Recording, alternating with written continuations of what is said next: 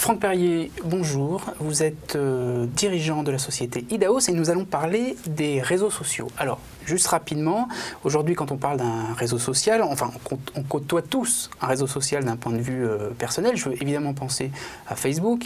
Et donc, aujourd'hui, pourquoi est-ce qu'une entreprise aurait intérêt à investir ce genre de plateforme? Oui, bonjour Olivier. Il y a pas mal d'objectifs en fait que les entreprises peuvent atteindre en utilisant les médias sociaux. Il y a les objectifs de marketing traditionnels comme acquisition de notoriété, se faire connaître. Il y a aussi des objectifs d'image, d'impacter l'image, par exemple rajeunir une cible. Sur les médias sociaux, c'est un bon outil.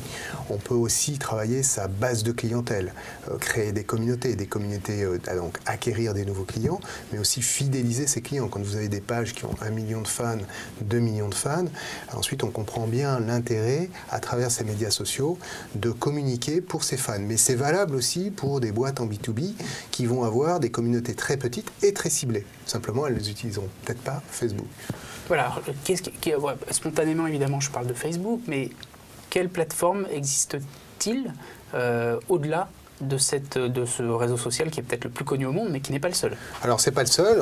D'abord, on a Google+, qui aussi est un réseau social qui va émerger, prendre une place très importante à travers cette dynamique de cercle, qui pour la première fois permet un peu de classifier ses amis. Tout le monde n'est pas ami de tout le monde dans la réalité. Et puis, les médias sociaux, moi je parle de médias sociaux. Les médias sociaux, c'est à la fois, bien sûr, les réseaux sociaux purs, grand public ou professionnel, LinkedIn, Viadeo, mais aussi on a les blogs, par exemple, qui sont un média social. On a les plateformes vidéo, YouTube, Dailymotion, ou les plateformes photos comme Flickr, qui sont aussi des médias sociaux. On a les wikis, qui sont des médias sociaux. On a bien sûr le microblogging, avec Twitter, qui est le fer de lance de tous ces outils-là.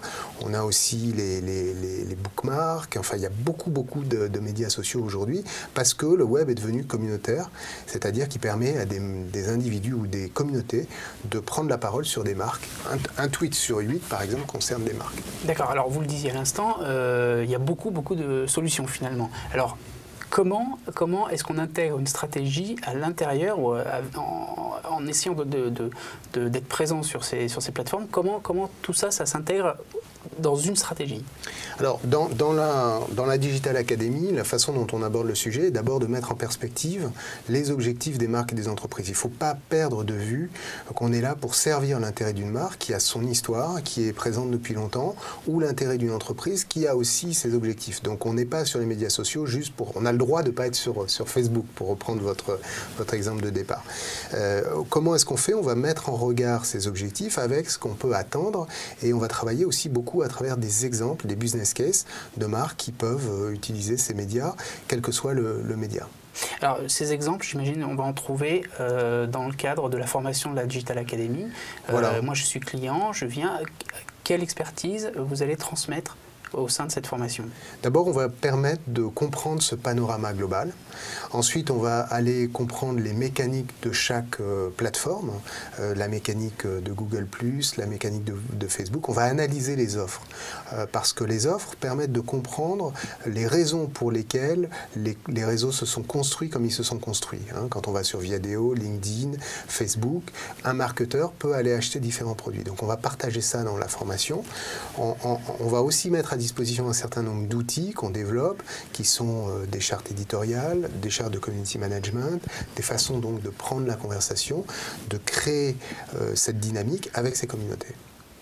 Bien, Franck Perrier, merci. Merci Olivier.